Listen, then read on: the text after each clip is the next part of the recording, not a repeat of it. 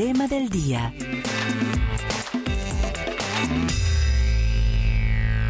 Numeral a Petro le pregunto. Todos los colombianos desde las 6 de la mañana, colombianos y colombinas, han estado escribiendo a nuestras redes sociales, al número de WhatsApp, a las redes de Colombia y Radio, porque está en compañía de nosotros el presidente de la República, Gustavo Petro Urrego.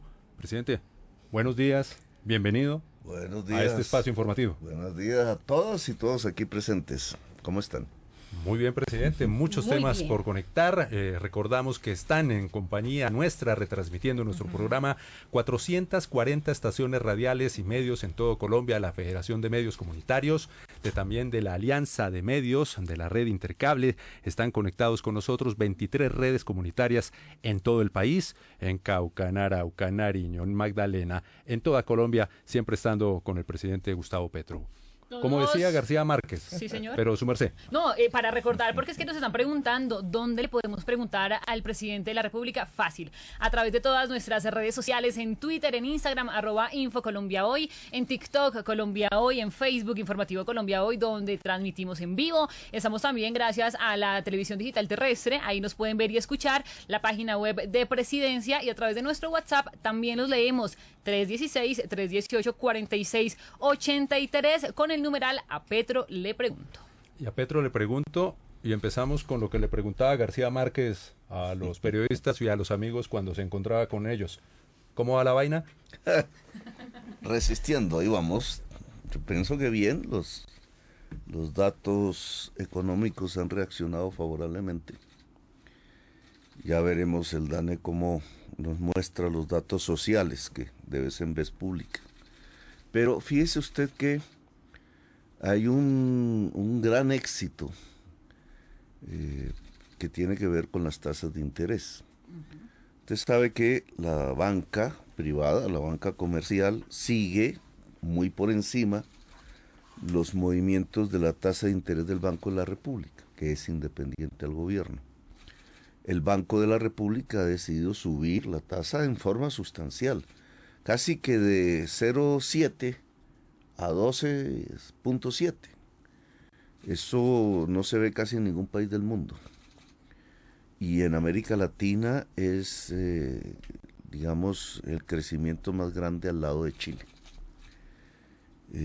Eso podría traer como consecuencia, así lo vaticinaban el año pasado, pues una caída del empleo, de la producción, un estancamiento de inversiones. ¿Quién compra una casa con tasas de interés altas, que no son del 12,7, sino que ya la banca privada pues cobra eso más lo que llaman la tasa de intermediación, y estaban dando, por ejemplo, en créditos de consumo, tasas cercanas al 50% en las tarjetas de crédito, pegadas a la usura, como se llama. Yo puse por ahí unos trinos solicitando, muy amablemente, reducir la tasa de intermediación, ya que no se puede reducir la tasa del Banco de la República, y básicamente con este análisis, si la gente no puede ya conseguir créditos a esas tasas, porque las quiebran, el pago de sus casas, por ejemplo, de deudas hipotecarias, sobre todo en la clase media, del carro, del colegio, de las universidades, etcétera, y peor aún en el caso de los productores agrarios, urbanos, la economía popular, pues entonces va a empezar a haber una falta de pago, ¿cierto?, de deudores morosos que llaman, y las contabilidades de los bancos se vienen al suelo con un enorme peligro de crisis sistémica financiera. Sí, ¿no? Me da la impresión que ya está pasando en los Estados Unidos. Con los dos bancos. Ya van dos. Bueno, habrá que esperar un poco. Fíjese que tanta gente adinerada sacando su plata para Estados Unidos en dólares, y allá está que quiebra la banca. Bueno, la solicitud que yo hice fue bajar esa tasa de intermediación y entonces reducir las tasas que al final se le cobran a las personas. Y fíjese, en cadena ya van como 12, 13, claro, hay un efecto competencia. Debió ser el Banco Agrario el primero porque era el del Estado, pero se mueven lentos. Terminó siendo Bancolombia el primero. Y bueno, ya tenemos unos 10, 11, hay una lista larga, entre esos el Banco Agrario, que han disminuido 20 puntos la tasa de interés. Ese es un gran éxito. No se necesitó ni un decreto. Voluntad y raciocinio. También. Es un poco el raciocinio. Yo pienso que así se garantiza la tasa, se garantiza por una parte una estabilidad de la banca, que es importante. La gente será menos la deudora morosa. Y dos, puede haber una reactivación económica, que sí, la gente compra cosas de Colombia, un esfuercito allí al máximo posible, se vuelve más empleo, más crecimiento económico, más riqueza. Muy bien, 8:57 nos acompaña el presidente de la República, Gustavo Petro, hablando de los temas, los retos del gobierno, el cambio, lo que ha ocurrido, movidito fin de semana también en el tema de Antioquia, ¿no? El suroriente antioqueño. 2 trinos del presidente han dejado sin agua potable a Tarazá al romper los tubos. El clan del Golfo contra el pueblo humilde. Afectar el agua potable de una ciudad es poner en riesgo la vida de niños y niñas, de todo ser humano. El clan del Golfo, con su hostilidad contra la población, ha roto el cese al fuego. Y estamos hablando también con el presidente del tema de la paz total. Presidente, paz total. Los colombianos están empezando a entender este concepto. El gobierno del cambio ha entregado, ha hecho esta oferta de hablar, de dialogar, de poner las armas. Pero está este tema, complicado, ¿no? No, pues nada, la paz no es nada fácil. Si llevamos 2 siglos de guerras permanentes, ese no es un asunto fácil, pero sí es una bandera, digamos, un horizonte. La sociedad colombiana no va a crecer, no se va a convertir Colombia en una gran nación si nos matamos entre nosotros. Así de simple. Lo venimos haciendo desde hace 2 siglos, por diferentes razones, motivos, no hay sino que leer la historia y se encuentra lo que yo llamo la guerra perpetua, salir de una para entrar en otra. Y con la forma contemporánea, las circunstancias del hoy en este siglo, pues nos abocan a un crecimiento de la violencia. Después del proceso de paz de Santos no se continuó, se hizo trizas, como dijeron explícitamente. Aquí en el Palacio he visto, ya mirando los datos, los procedimientos de estas entidades, que efectivamente lo que hubo fue un sabotaje a la paz. Y eso tiene un costo durante los 4 años. Y es que las zonas que abandonó las FARC fueron retomadas por diferentes grupos de varias especies.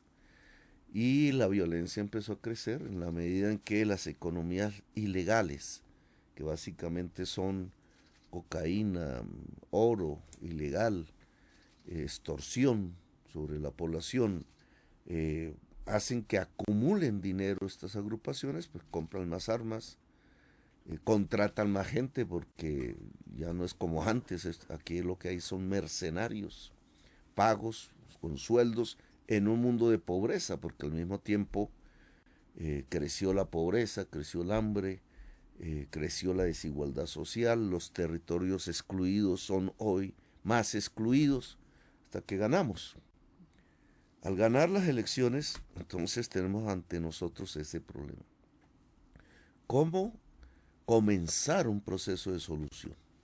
A eso le llamamos paz total, es la idea que Colombia puede ser un país sin violencia, puede ser una gran nación si logra los mecanismos para acabar esa guerra perpetua.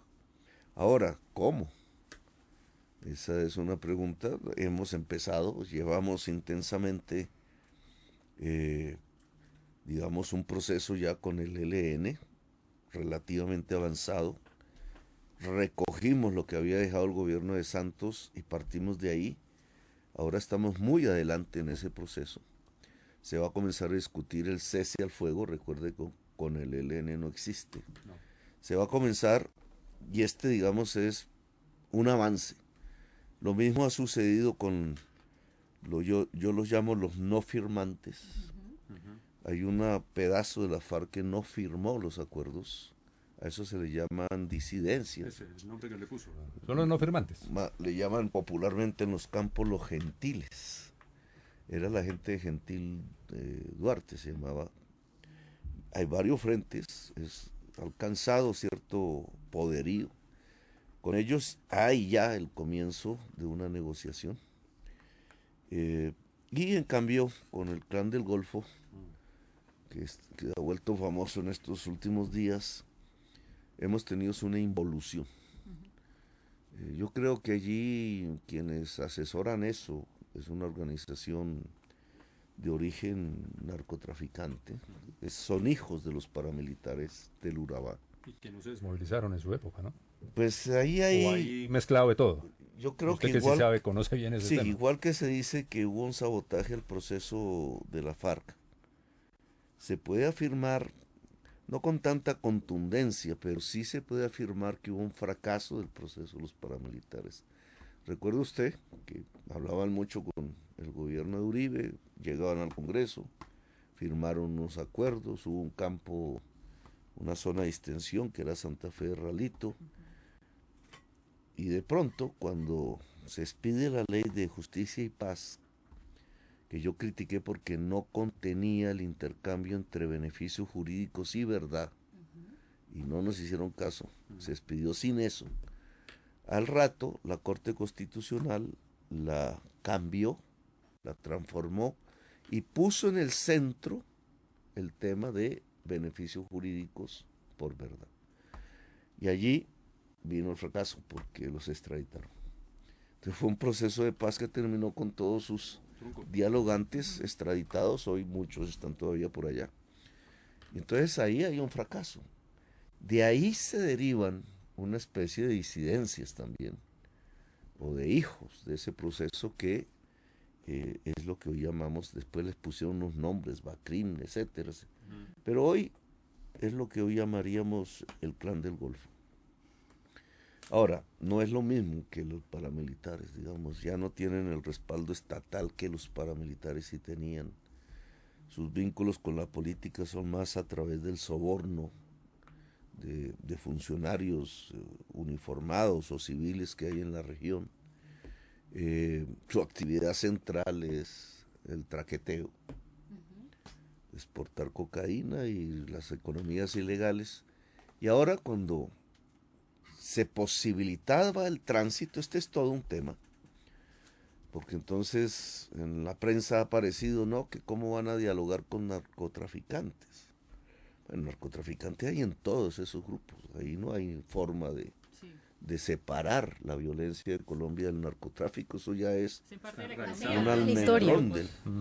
Pero en esa negociación no es el gobierno el que tiene que tenerla, a diferencia de los grupos de origen político que versan sus negociaciones sobre cuestiones políticas.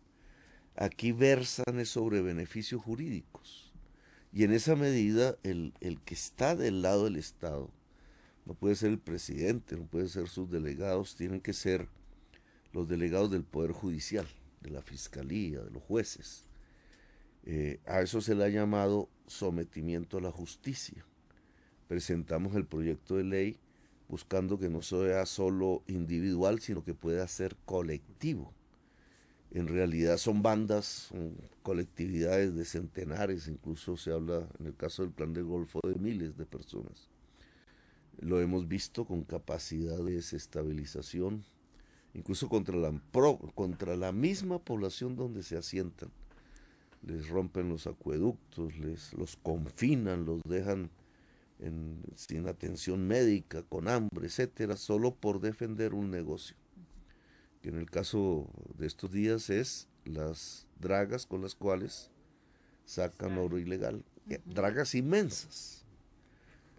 Cabrían unas 3 en el Palacio de Nariño, son inmensas. Las hacen aparentar como si fueran de los pequeños mineros, es imposible. Son de 5.000 toneladas más o menos cada draga. ¿Cómo llegaron allá? Es una buena pregunta, porque llegan por las carreteras. ¿Cómo no se dieron cuenta? Porque esa actividad durante años ha venido manteniéndose, destruyendo los ríos de una manera terrible. con cantidades de mercurio que al final quedan en nuestros organismos, porque pasan al pez, del pez pasa o al alimento. La zona de La Mojana, cuando se inunda, queda con un manto de mercurio dentro de la tierra. Bueno, unos impactos absolutamente agresivos contra la misma población que se los aguanta, muchos por miedo. Sí, no hay de otra para ellos muchas otros veces. Por dinero. Y pues tenemos la situación de hoy, o sea, literalmente el Clan del Golfo no fue capaz de dar el paso hacia un sometimiento colectivo a la justicia, que se estaba preparando jurídicamente. Parece privilegiar más sus negocios y mantenerse en esos negocios, y obviamente por ahí no hay una posibilidad de negociación hasta que eso no se vuelva voluntad política en el corazón de las personas que están en la ilicitud. Entonces, pues la paz tendrá esas dificultades. Señor presidente, 9 de la mañana, 7 minutos. Seguimos en vivo a través de Colombia Hoy, en todas nuestras redes sociales, canal de YouTube, página web de Presidencia. A propósito de lo que acaba de mencionar, señor presidente, en ese orden de ideas, yo creo que hay una pregunta recurrente de la población, y es justamente, ¿el gobierno va a negociar con esos grupos que continúen poniendo en riesgo a la población? Todos los grupos ponen en riesgo a la población.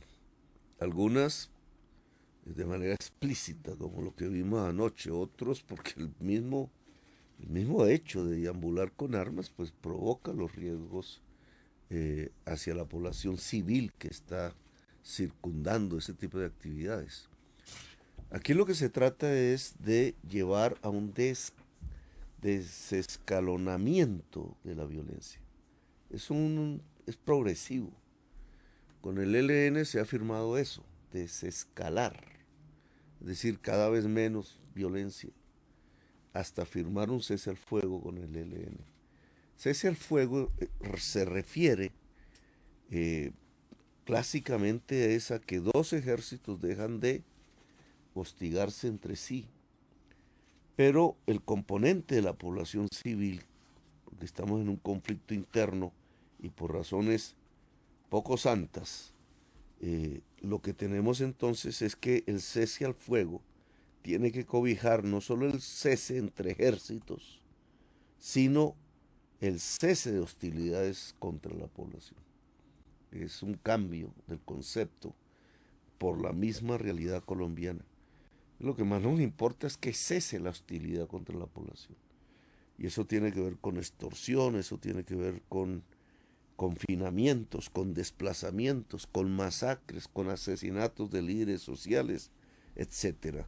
Ese es el primer elemento de un cese al fuego. El segundo, pues el que los ejércitos entre el Estado y las organizaciones armadas pues no se combatan, pero el primero es el fundamental.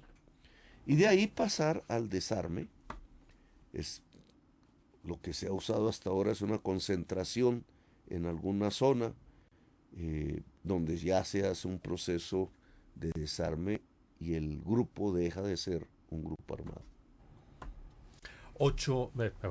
9 de la mañana, 9 minutos. Estamos en conversación con el presidente de la República, Gustavo Petro Urrego. Vamos a dar paso a nuestros colegas de los medios comunitarios alternativos, de los medios también que nos acompañan. Está también conectado Blue Radio, Caracol Noticias, RCN Televisión, también allí para hacer algunas preguntas al jefe de Estado, al presidente de la República. Pero comenzamos con Magali Roldán, quien representa la red Entérate del Valle del Cauca, una red de medios comunitarios del Valle del Cauca, y tiene la siguiente pregunta para el presidente.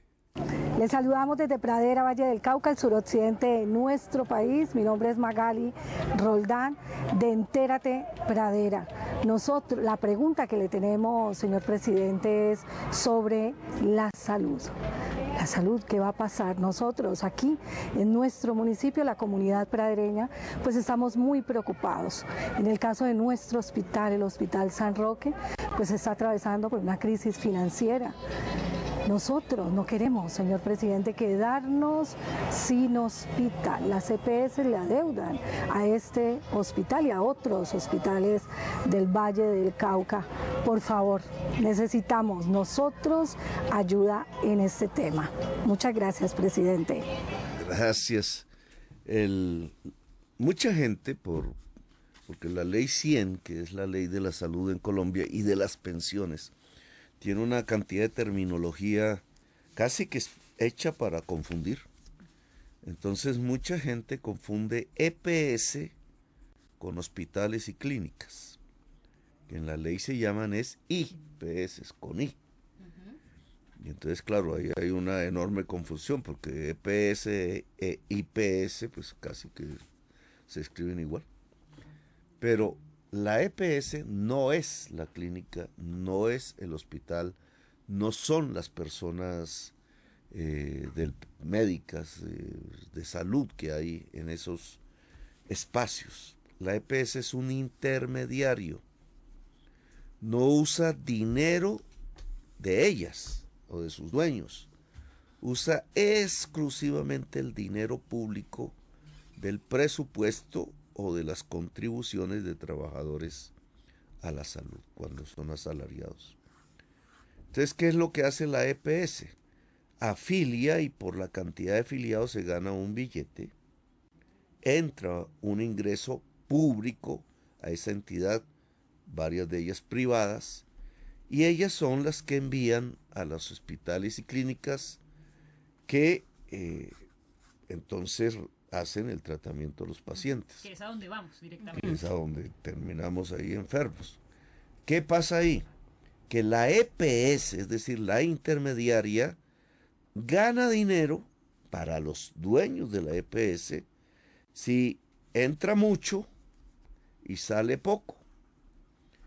Y entonces entra mucho lo que el Estado les da. Entre más afiliados entra más. Sale poco, es el costo del tratamiento de los pacientes en los hospitales y en las clínicas. Y entonces lo que sucede ahí en el Hospital San Roque, con seguridad, es que hacen unos tratamientos de las personas que envía XEPS y pasan la factura a la EPS para que le paguen al hospital, y ahí empieza que espere, que no sé qué, tate. Cuando eso se hace en masa, pues el hospital va quebrando. El hospital no tiene con qué pagarle a la enfermera, no tiene con qué pagarle al médico, tiene que cerrar servicios, y muchísimos, comenzando por el San Juan de Dios de Bogotá, desde ahí comenzaron a quebrar. Han venido quebrando tanto hospitales y clínicas como EPS. Y muchas. 110 EPS se han quebrado. Es una quiebra entre comillas, porque ¿por qué se quiebran? Porque los dueños de esas EPS se llevan la plata o hacen sus propias clínicas y hospitales. La que llaman integración vertical, presidente. Que es la integración vertical. ¿Cómo hacen sus clínicas? Con la plata del presupuesto, pero la clínica es privada, es de ellos. Es decir, eso es un robo.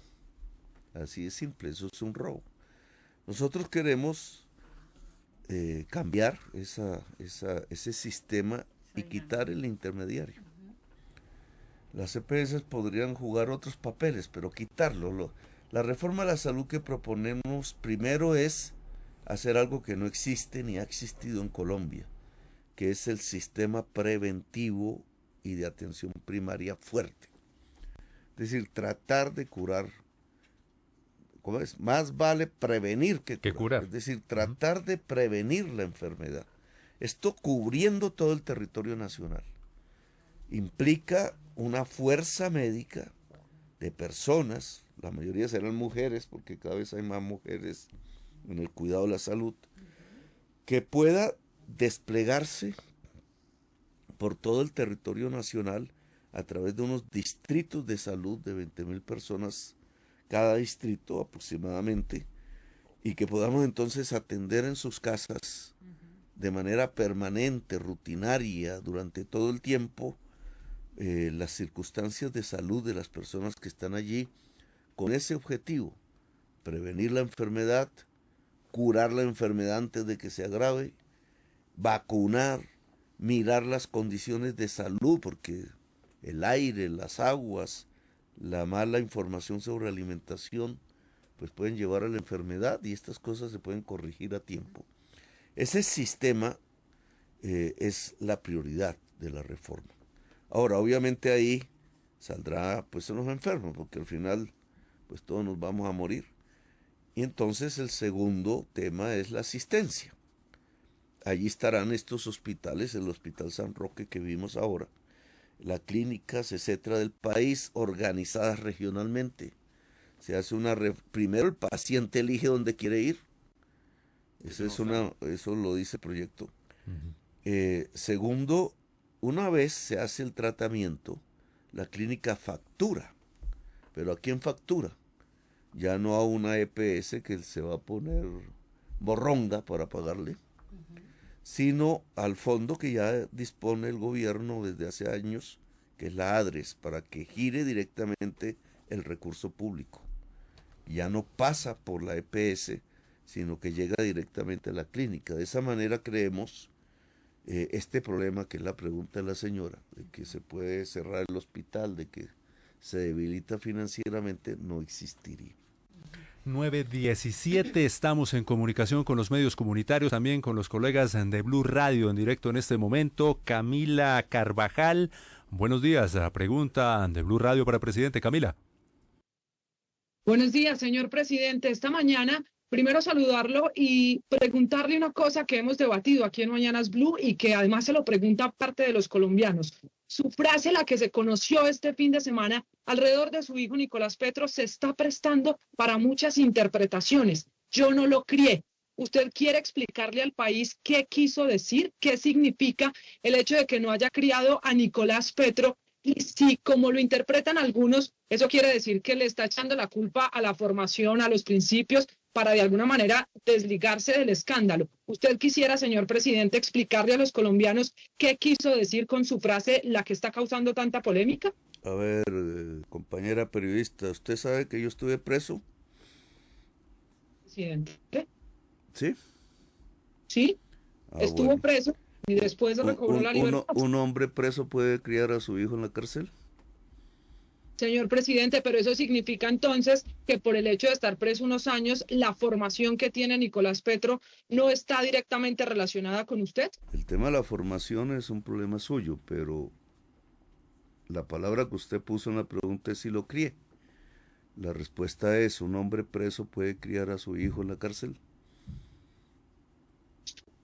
Pero, señor presidente, es que usted estuvo preso solamente año y medio, 2 años en ese momento, bueno, y la crianza de Nicolás Petro. ¿A usted le han dicho que yo fui militante del movimiento 19 de abril?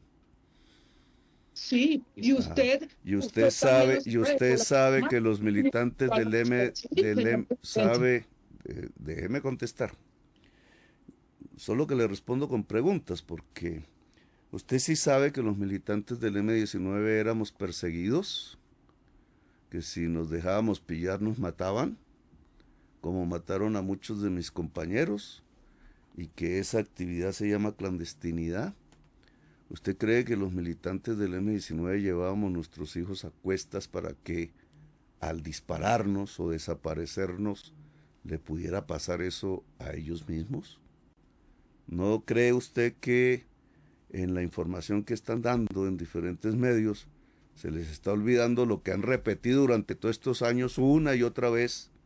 Y es que yo fui un militante del M19 y que por tanto los militantes del M19 no podíamos tener nuestros hijos a cuestas porque los arriesgábamos en su propia vida y preferíamos que quedaran en otras manos para que no los mataran. Presidente, usted allí justamente en esa narración y en esa explicación que le da a la colega periodista, cuenta algo que muy probablemente pueden estar viviendo muchos colombianos y colombianas que están presas en este momento, y es el no poder estar con su familia. Hay sacrificios que usted hizo desde muy joven para precisamente poder llegar a ser presidente de la República. Y justamente hago este contexto porque ayer hablando con mi hija le contaba que usted venía a cabina de radio. Y ella me dice, mamá, yo quisiera preguntarle al presidente por qué quiso ser presidente de la República de Colombia. No, yo no quise, realmente, ese no era mi... Si lo ponemos en términos exactos, y hablando otra vez de la pregunta aquí de la compañera periodista anterior, esa época de clandestinidad, de lucha revolucionaria. Yo me considero un revolucionario. No, en esos momentos uno no pensaba que iba a ser presidente. Eso ni se pasaba por las esquinas ni de los sueños, ni de nada por el estilo. Lo que pensábamos era hacer una revolución. ¿Quién gobernaría el país? Pues fuerzas populares, era lo que pensábamos, campesinos, obreros, mujeres, a la lata. Un cambio social, un cambio que se dio, digamos, de otra manera como la pensábamos, porque al final, ya cuando tenía 30 años a propósito, eso todo está escrito en mi libro, ¿no? No hay necesidad. ¿Que quieren hacer ahora escándalo porque fui revolucionario? Pues sí, fui revolucionario. Hasta mis 30 años estuve en la clandestinidad. A un joven, pues en ese momento no me pensaba tan joven, pero ahora sí. A los 30 años pues yo no podía dejar coger por ahí ninguna parte porque iba a parar a la cárcel. Si es que me iba bien. Porque la mayoría de mis compañeras y compañeros de esas luchas, cuando los cogían, los mataban. Los desaparecían. Aún tenemos un largo listado de desapariciones. Pero eso, no, digamos, eso no era pensando en que iba a ser presidente. No tengo ni idea tenía lo que iba a pasar. Al cabo, en mis 30 años hicimos el proceso de paz. Ahí hay fotos. Y dejamos las armas. Es decir, dejamos la clandestinidad. Ahí me encontré de nuevo con la vida común y corriente. Y no fue fácil, porque yo vivía con 50,000 pesos en el bolsillo. De ese entonces, ¿no? Del año 90, 91. Pero esa época se juntó al asesinato de Carlos Pizarro. Carlos Pizarro también tuvo que dejar a sus hijos. Todos tuvimos que dejar a nuestros hijos. Esa no era por mal padre, como dicen la prensa ahora, olvidándose de que me han dicho guerrillero durante años, sino porque si estuvieran con nosotros como común y corriente, pues los matan. Y entonces la primera condición dolorosa, porque esa separación era difícil, nosotros no sabíamos si al otro día íbamos a estar vivos, así de simple. Pero cuando dejamos la clandestinidad, fíjate, asesinan a Pizarro. Y ganamos las elecciones. No era que supiéramos mucho hacer elecciones, la constituyente. E hicimos la constitución, pues con otras fuerzas, pero éramos la mayoría. La constitución que aún rige la hizo el M-19, con otras fuerzas políticas. Y el siguiente Congreso de la República, ahí salí elegido por primera vez congresista. Entonces, y ya, pues la vida de parlamentario, allí, digamos, quizás los debates contra el paramilitarismo fue lo que más popular me hizo en ese momento, porque la gente no sabía quién era yo hasta ese momento. Pero fueron importantes, fueron durísimos. También me llevó a un problema familiar, porque yo pensé que me iban a matar los paramilitares. En la época, presidente, del chaleco antibala, ¿no? Yo vivía blindado por todas partes y yo no, pues, y hubo varios intentos. Eso lo narramos también en los debates de ese entonces y bueno, de ahí más fuerza fui adquiriendo, más cariño popular. Vino mi primera intentona presidencial, ahí sí ya 2010, o sea, hace unos años. Ahí ya entonces dije, no lo hice porque pensara que iba a ser presidente, yo lo hice porque pensaba que Uribe se iba a lanzar a la presidencia y quería desatar el debate público con él, sabiendo que me iba a ganar, porque en ese entonces tenía como el 60%. Eso no pasó, la Corte no le permitió volverse a presentar, terminamos fue con Santos, todo cambió, Mocus apareció y me pasó, no pasé a la segunda vuelta, pero ahí tampoco estaba pensando ser presidente. Me lancé a la alcaldía, bueno, ya esa es historia más conocida, y después cuando nos sacan de la alcaldía a la fuerza, con Ordóñez, que todavía tiene varias influencias. Entonces ahí ya la fuerza popular fue mayor. Y ahí ya pensé que se podía, digamos, en el 18 me lancé a la presidencia y pasé a la segunda vuelta. Ahí, en ese momento que paso a la segunda vuelta, sin que hubiera podido ganar, ya sentí que sí podía ser presidente. Ahí, 2018. Que de hecho en su libro, presidente, usted narra algo muy particular y es una situación que le sucede en Valledupar en el año 2016, que llega y se da cuenta que la comunidad, que usted no pudo caminar una cuadra, sí, porque la comunidad lo abrazaba, y en ese momento usted se dio cuenta. En el 18. En el 18, exactamente. ¿Que había con qué? Que había con qué, exactamente. Sí, porque mis campañas eran caminando las calles y entregando un periodiquito y hablando con la gente. Pero ya ahí, cuando llegué a Valledupar, no ande una cuadra. Ahí dijimos, no, nos tocó pasar a la plaza pública y no la he abandonado. 9 de la mañana, 27 minutos. Señor presidente, le quiero hacer una pregunta, pero se la quiero hacer con música de fondo, porque creo que la música, las artes, la cultura han hecho parte fundamental en la construcción de país, y justamente en esas elecciones. Además, porque, presidente, me permito decirle que estuve revisando por ahí y sé que esa canción de Mario Gareña le gusta. Yo me llamo cumbia y por eso se la quiero hacer con este ritmo. Presidente, 1 millón de jóvenes salieron a las calles a depositar ese voto de confianza en usted. Creo que ha sido una elección donde los jóvenes han tenido un papel fundamental, y creo que además la manifestación artística, cultural, ha tenido un papel muy relevante en esas elecciones y son un papel muy importante en Colombia. ¿Qué decirle a esos jóvenes que le dieron ese voto de confianza y que desde las artes, desde la cultura, desde la música, desde el cine, desde el teatro, pues tienen esa esperanza puesta en usted en materia cultural, en el plan de desarrollo nacional que hay para esos jóvenes, que sé que es una herramienta valiosa para ellos poderse manifestar desde otras narrativas? Hay juventudes en plural, ¿no? No hay una juventud homogénea en Colombia. Tú tienes toda la razón. 1 millón de jóvenes, muchachas y muchachos entre 18 y 22 años que no habían votado, y que generalmente ese tipo de generación no vota. Esta vez votó en masa, con 1 millón, cuando usualmente eran 300,000. Eso me dio la victoria. O sea, yo le debo la presidencia a esas personas muy jóvenes, hombres y mujeres.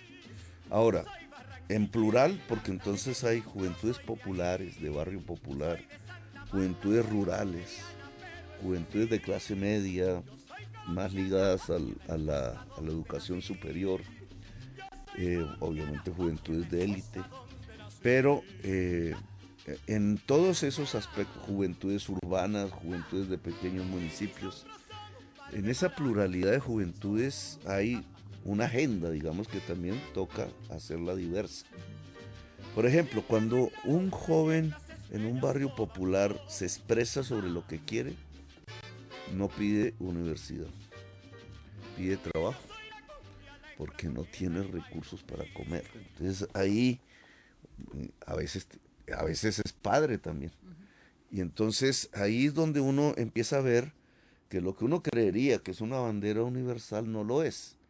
Claro, si uno pone, que es en lo que estamos, tratando de construir sedes universitarias para ampliar la educación superior, la cobertura de educación superior, si uno pone, por ejemplo, horarios nocturnos, empieza a engancharse con el joven que hoy tiene hambre porque necesita ingresos.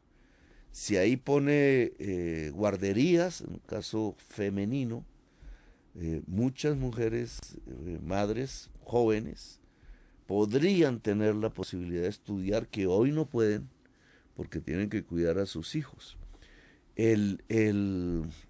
La posibilidad de generar ingreso a través de cooperativas es una...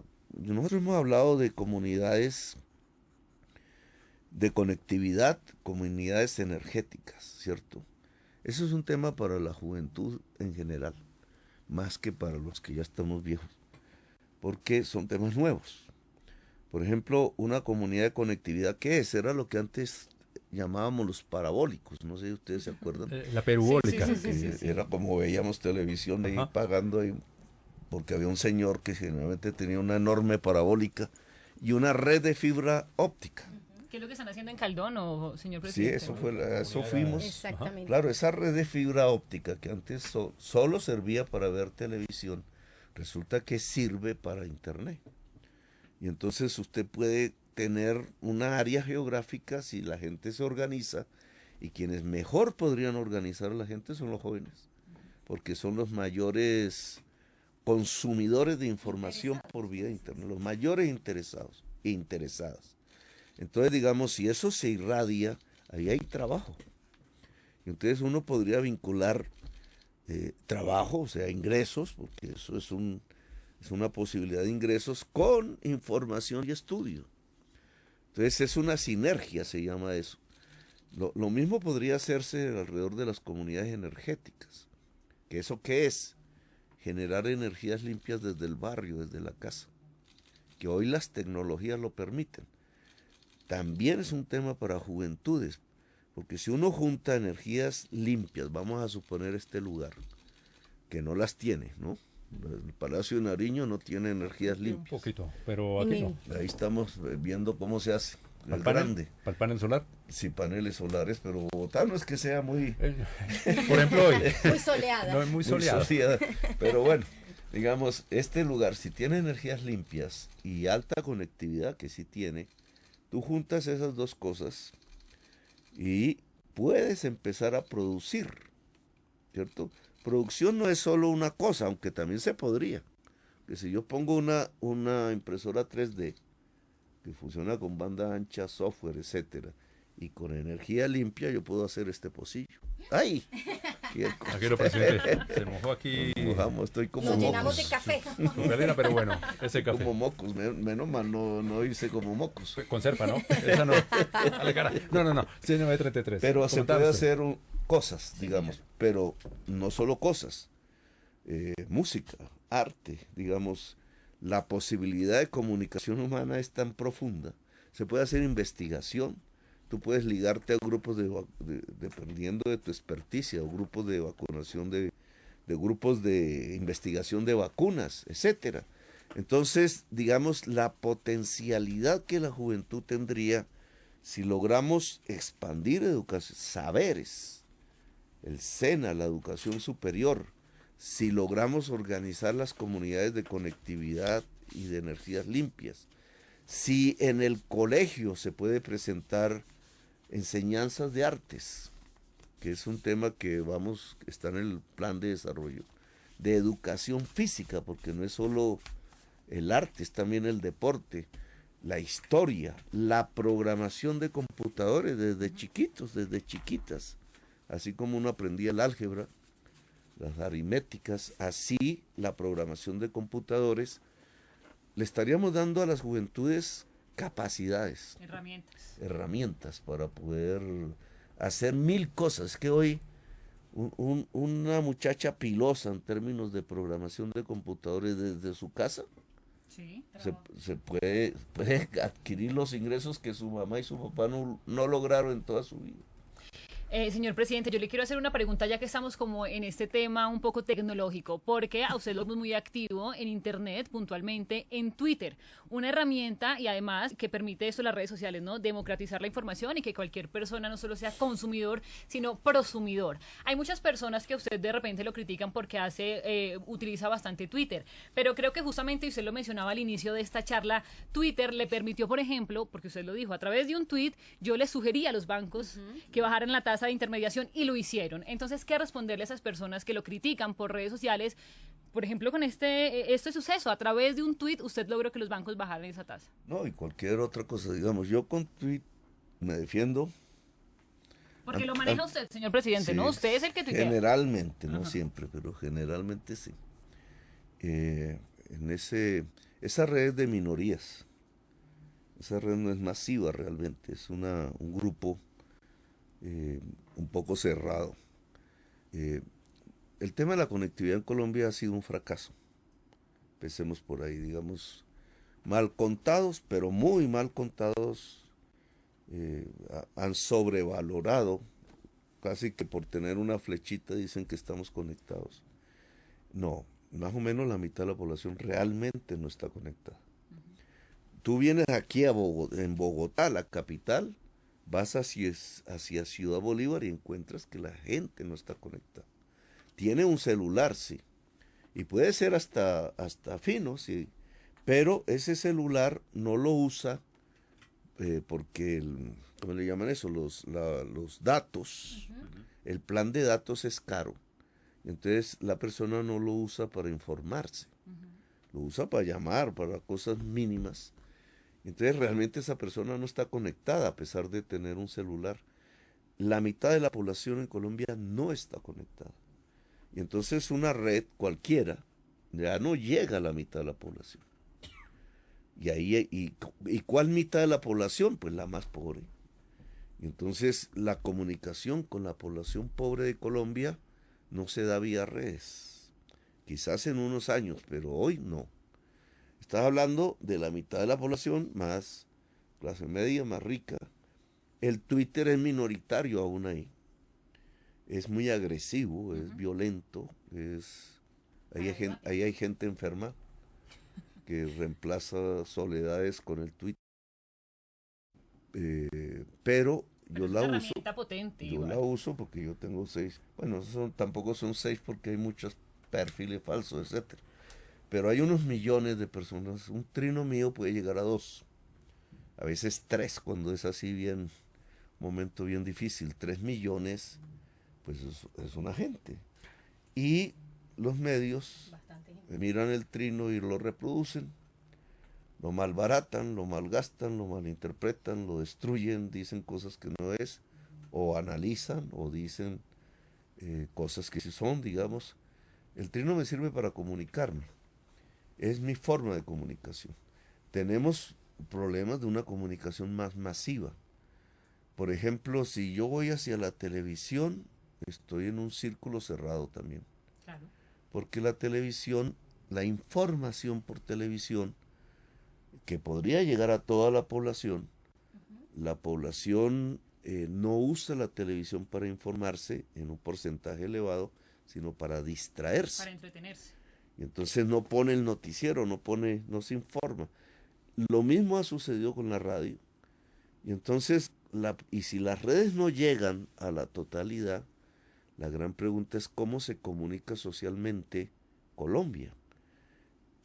Habermas decía, entre menos comunicación, más violencia. Entre más comunicación, menos violencia. Entonces ahí hay un reto. Sí. Presidente, usted ha tenido, qué pena, Carlitos, una inquietud comunicativa desde siempre, ¿no? Usted fundó un periódico. Sí. Carta al Pueblo, y además un centro. Carta del Pueblo, exacto, y además un centro cultural. Siempre ha tenido esa inquietud para poder comunicarse y comunicarle además a la población y además desde diferentes miradas. Bueno, ahora que se rastrea mis años mozos, se rastrean. A mí me tiene un poco desconcertado porque yo todo eso lo he escrito, ¿cierto? Todo eso lo he escrito y antes me decían, ¿y ustedes iban a decir la verdad? Yo escribí toda mi vida en libros. Pero ahí en Carta del Pueblo, eso tiene que ver lejos en la Revolución Industrial Inglesa con el primer movimiento obrero que hubo en el mundo. El primer movimiento obrero le llamaron los cartistas. Sí, señor. Eran pues obreros que iban de fábrica en fábrica parando, había una enorme huelga. Ese movimiento buscaba reducir la jornada de trabajo, porque era de 12 horas. Ahora estamos en lo mismo. Y han pasado 8, como 2 siglos. ¿No? Sí. Pues las 12 horas siguen, sí. De pronto más. Ahora está peor. Colombia tiene la jornada laboral por semana más larga de toda la OCDE. Solo nos gana Turquía. Pero bueno, en esa época, 1840, entonces se llamó así, y el periódico se llamaba Carta del Pueblo, el de ellos, de los obreros. Entonces nosotros en Zipaquirá, todos en nuestros años mozos, decidimos fundar un periódico porque creíamos que era una forma de organización política y de acción. Se llamaba Palabra y Acción. y le pusimos el nombre Carta del Pueblo. Yo fui periodista, vendíamos el periódico en las calles, recuerdo que era 1.000 pesos, creo, no me acuerdo ya no me acuerdo. Tal vez un poquito menos. Menos, Quizás, sí, en quizás esa época. menos, sí, claro. Pero nos dio tanta fuerza que pusimos un concejal en el municipio. Bernardo Chinchilla se llama. Yo después fui concejal también, ahí para los periodistas. Antes de que me cogieran preso. Me cogieron preso siendo concejal de Zipaquirá, en el barrio Bolívar 83. En ese barrio engendré a mi primer hijo y ahí me dijeron que iba a ser papá. El día que me dijeron que iba a ser papá, llegó el ejército y me arrastró a la tortura y terminé en la cárcel. 9:41, estamos con el presidente Gustavo Petro hablando aspectos de su vida, de las grandes reformas, y ahora que habló de la jornada laboral, de las grandes reformas, vamos a darle paso a Camilo Blanco, RCN Televisión. Antes hablemos de la reforma laboral, presidente. Gran reforma, arranca su andadura en el Congreso, que la jornada laboral sea, pues, reducción, hay propuesta de reducción de la jornada, pero especialmente que el día se acabe a la hora que se debe acabar, ¿no? A las 6 y no a las 10. Sí, en la ley 50, que es la que más recuerdo porque era parlamentario, entonces yo discutía eso. Ponente Álvaro Uribe Vélez, senador de la República en ese momento, y autor César Gaviria, ellos siempre han estado juntos. Ese también es la misma pareja que hace la ley 100. Gaviria presidente, Álvaro Uribe Vélez ponente en el Senado. Él era un joven delgado, un poco más viejo que yo, pero delgado, me acuerdo, pálido. Pero esos proyectos eran mortales porque la ley 50 fue varias de esas. Entonces lo que hicieron fue decir que las extras, que antes si se trabajaba sábado y domingo había como un sobresueldo, Sí, se quitaba. La reforma quitaba. La reforma hizo expandir el día hasta las 10 de la noche. Es en favor de los comerciantes, de los grandes comerciantes de Fenalco. Porque antes se acababa a las 6, como todos creemos. Pero no, laboralmente se acaba. Entonces el mismo salario, antes entre 6 y las horas nocturnas había un sobresueldo. La extra. Ahora al alargar hacia la noche, el fin del día, entonces no dan esas extras. Antes había estabilidad laboral, ese fue el gran problema de la ley 50. Usted lo contrataban a término indefinido. Para sacarlo tenían que demostrarle que había, tenían que justificar. Ahí metieron despido con causa injustificada y después metieron algo terrible, que es reemplazar el contrato laboral por el contrato civil, que es lo que llaman ahora prestación de servicios. Así es. Que usted ya lo contratan por 2 meses, ya, adiós. Que quiero otra vez, entonces venga otros 2 meses y usted nunca tiene estabilidad laboral, usted tiene como, digamos, inestabilidad mental, porque no sabe qué va a pasar con su futuro. En el caso de las mujeres, muchísimo acoso sexual, porque se aprovechan, digamos, de la inestabilidad laboral, muchísimo, en entidades públicas y privadas. Y todo eso termina en un mundo en donde la gente que trabaja está en unas condiciones miserables. Ahí, en las estadísticas de OCDE que salen por Twitter a propósito, que yo retransmito cada rato, somos, de todos los países del mundo, el país donde más se madruga. Y eso, claro, uno dice, uy, qué trabajadores somos. Sí, no, pero la productividad... A que madruga, Dios lo ayuda, y resulta que somos madrugadores, primero por problemas de transporte, ¿cierto? Bueno, pero en las ciudades, pero segundo, porque la jornada es larguísima. Entonces, en la OCDE, todos esos países tienen jornadas menores y son mucho más productivos que Colombia. Colombia tiene con Turquía las jornadas más largas. Y al mismo tiempo en la OCDE, que son como 30 países, 40, es el país más improductivo. Entonces, ¿cómo se puede entender que seamos la jornada más larga, pero el país más improductivo? Porque es que la productividad no depende de la duración de la jornada, incluso es al revés. Eso lo descubrieron los cartistas en Inglaterra. Si la jornada se acorta, el empresario busca la máquina y entonces la productividad aumenta.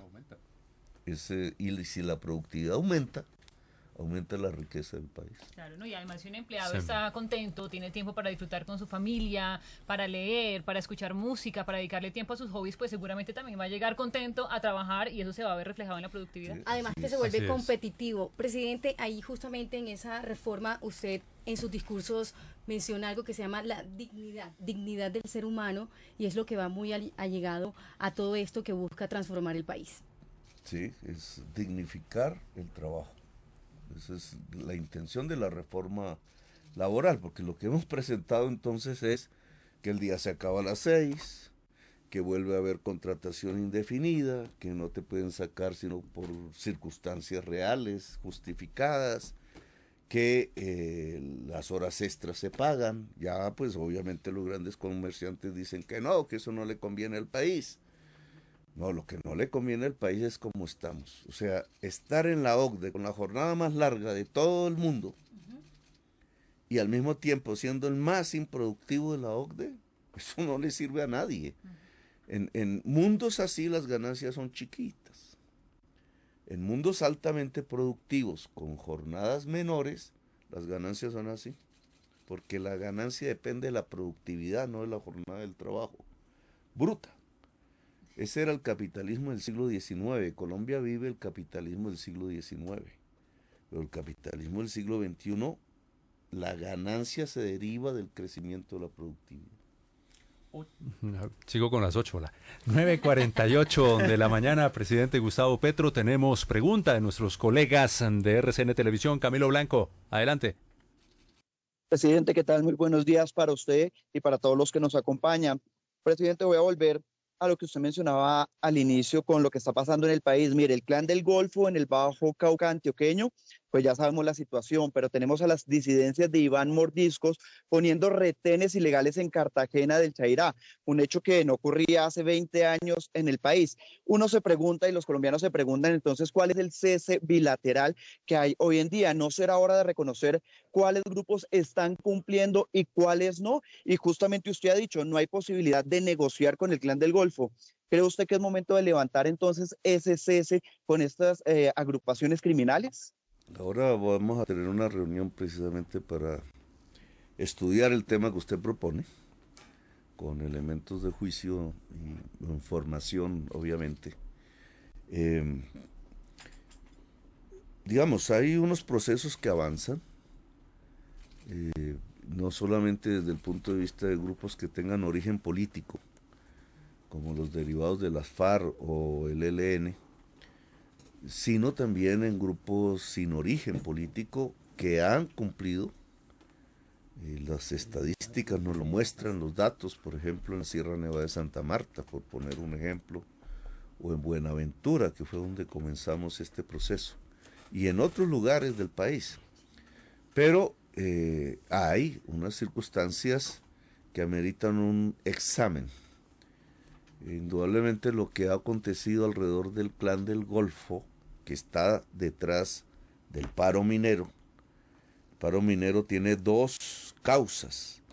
Una propia de la minería, que en esas regiones pues viene de larga data, digamos, casi que es de siglos. Yo le llamo ancestral. Es pequeña minería. Es una pequeña minería desde que se expidió el Código Minero de Pastrana en el 2000, golpeada, criminalizada, etcétera. No tiene ayuda del Estado. Y hay otra causa que es el Clan del Golfo, que cuando golpeamos la gran minería ilegal, que son unas dragas inmensas de 5.000 toneladas dentro de los ríos, destruyendo los ríos y envenenando a la población, hemos destruido cantidades. En estos fin de semana 9 en total. Las primeras 5 desataron el paro. Y allí entonces se mueve el Clan del Golfo usando la población para impedir que se les destruya sus dragas. Ahí esa circunstancia ya demuestra un hecho contundente, y es que usan el cese al fuego para fortalecer la economía ilegal. Y eso no es posible. Digamos, si se va hacia la paz, la economía ilegal debe desmontarse progresivamente, no aumentar progresivamente. Porque cuando estás aumentando progresivamente la economía ilegal, estás acumulando dinero, riqueza para comprar más armas, es decir, para ejercer más violencia. Y eso es lo contrario de un proceso de paz. Entonces creo que estas gentes que dirigen de alguna manera el Clan del Golfo, no solo son armados, hay gente civil allí asesorándolos, abogados, etcétera. Creo que se han equivocado completamente, porque pretendieron usar el Estado para aminorar la presión de la fuerza pública sobre ellos y entonces empoderar sus economías ilícitas. Eso no es posible con el gobierno, y así no se puede construir un proceso de paz. Importante noticia que dice el presidente. En esta mañana se va a hablar y se va a estudiar acerca de esa pregunta que hizo el colega Camilo sobre el tema del cese, el fuego con estas agrupaciones armadas ilegales. Presidente, Eduardo Botina, otro colega de nuestros medios regionales, desde Volcánica Ciudad Parlante, está hablando y nos está preguntando lo siguiente, presidente. Buenos días a todos los que nos miran. Buenos días a usted, señor presidente Petro. Mi pregunta relacionada con el comercio. Somos del departamento de Nariño, de la ciudad de Pasto. Este es el eje por donde entra el comercio vía terrestre a nuestro país. Es la puerta de entrada a Sudamérica. Presidente, ¿qué hacer para potencializar a nuestro departamento como un eje no solamente de comercio, sino también de turismo? Bueno, el sur, los vientos del sur. Pues tenemos líos en contra de la intención, porque se desboronó literalmente la carretera que junta el país desde Popayán incluso hasta Nariño.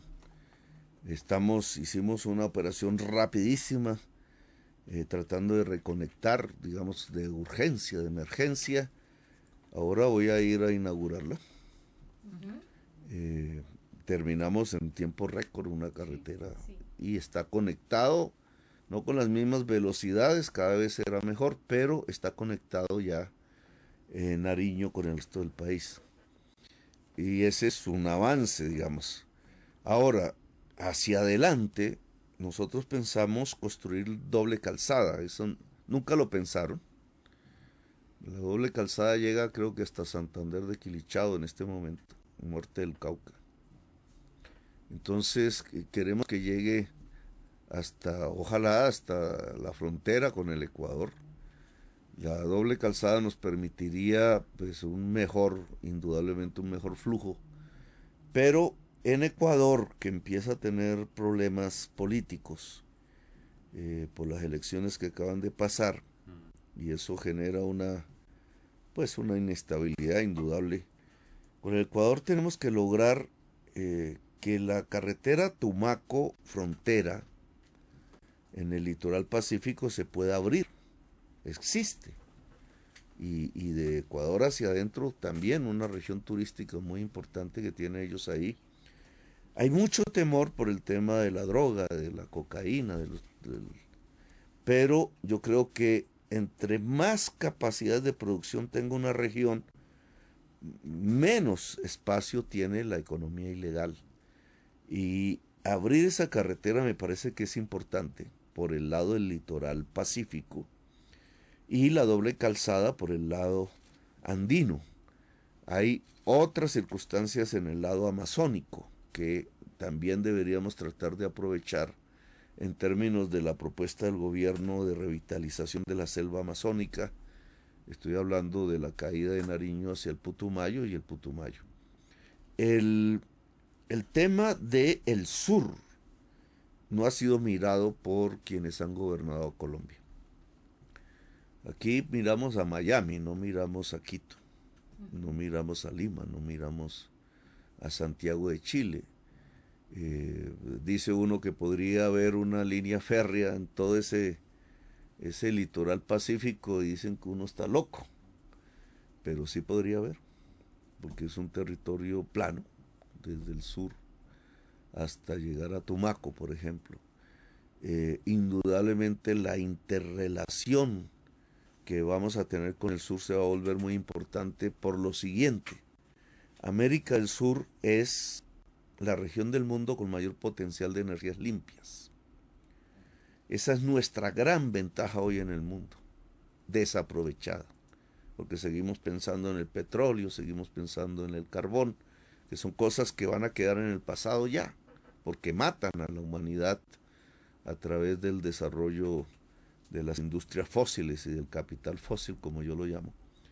Y en cambio tenemos una potencialidad que tiene que ver con redes de energía eléctrica que pudiéramos transmitir por todo el continente americano, que tiene que ver con el litio, por ejemplo, las grandes reservas del mundo de litio, que es el mineral con el que se hacen las pilas eléctricas, los celulares, en todo.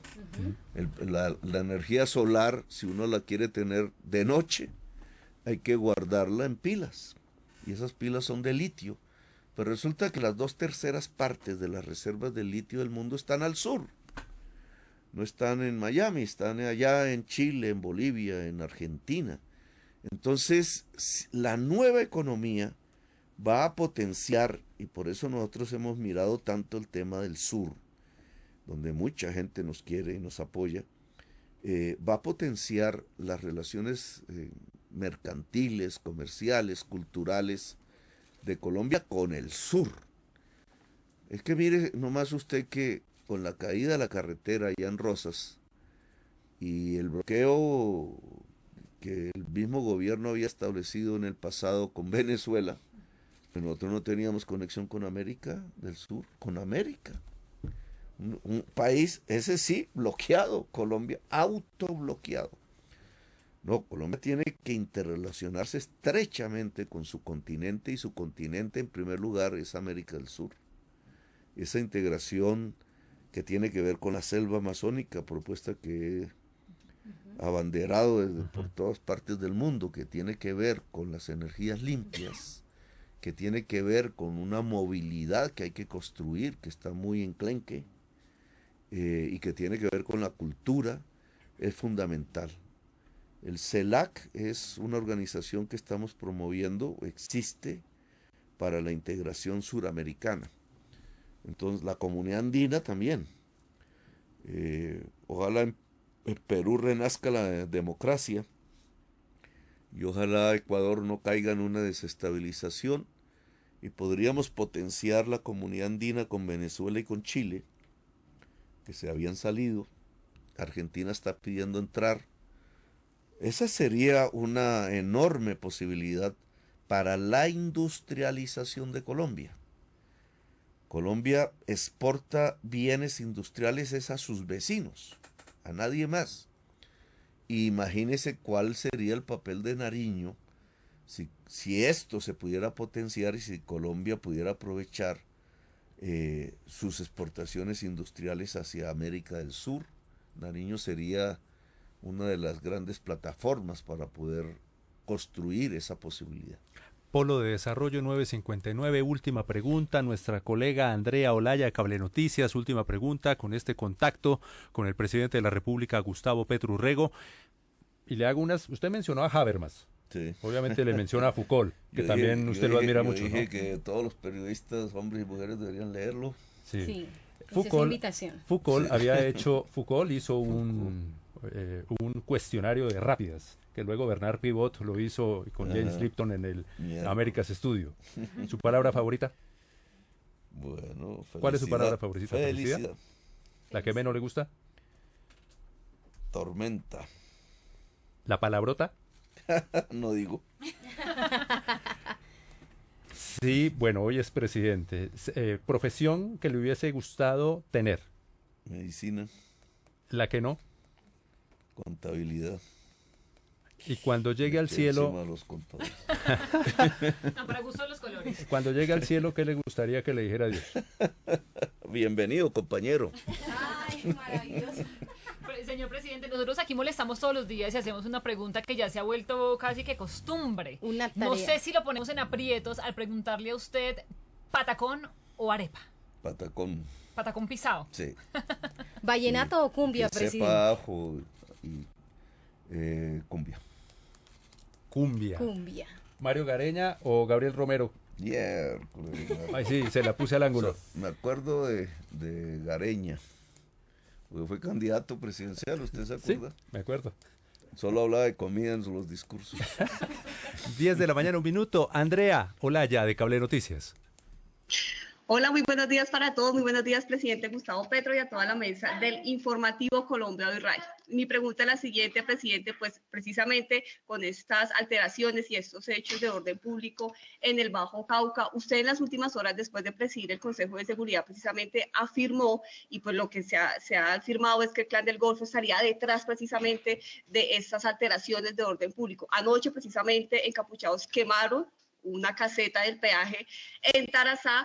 Entonces, la pregunta es, presidente, ¿qué va a pasar con ese grupo armado ilegal, teniendo en cuenta pues que se dice que este grupo estaría detrás de estas alteraciones de orden público? Y precisamente yo le voy a contar que hace pocos minutos este grupo armado de las autodefensas gaitanistas precisamente emitió un comunicado respondiendo a esas acusaciones. Yo le voy a leer un pedacito precisamente de este comunicado. Dice: una vez más lo aclaramos y lo manifestamos, señor Gaviria, refiriéndose al gobernador de Antioquia, no estamos promoviendo ni apoyando el paro minero, que lleva más de una semana y al cual se han sumado mineros de muchos otros municipios de Córdoba y de Antioquia. Cosa diferente es que respetemos la protesta social porque vivimos en los territorios y sabemos cuáles son las urgencias de los colombianos que solo intentan sobrevivir. Presidente, ¿qué va a pasar con este grupo armado? ¿Seguirán o no los acuerdos de paz? ¿Y qué responder a este comunicado que acaban de emitir precisamente este grupo armado ilegal? Nosotros tenemos otras informaciones. Ahora, no se puede reducir el paro, digamos, el movimiento social del nordeste y del norte de Antioquia al Clan del Golfo, porque también ahí estaríamos cometiendo una tropelía. Hay muchas gentes que salen ahí porque han sido abandonadas desde hace mucho tiempo. Allí no hay una compañía, la minería pequeña que es tradicional en esa zona. Desde antes que existiera el Clan del Golfo, existía la minería. Entonces, digamos, ahí hay una problemática. Nosotros hemos discutido con los mineros la opción es nuestra propuesta de un distrito agrominero, cambiar el código de minas que favorece exclusivamente a las multinacionales extranjeras, y fue lo que criminalizó la minería en Colombia, la pequeña minería, cambiarlo para que un pequeño minero, una familia minera puede tener títulos legales de minería por las mismas periodos, a 30 años, etcétera, de tal manera que se pudiera hacer innovaciones tecnológicas, sacar el mercurio, por ejemplo, de la extracción del oro, sedentarizar el minero porque tendría mayor capacidad en vez de ser itinerante que destruye más pues la naturaleza, etcétera. Digamos, esa compañía pequeño minero gobierno no ha existido desde hace mucho tiempo y debe existir. Y esos son temas que hay que dialogar.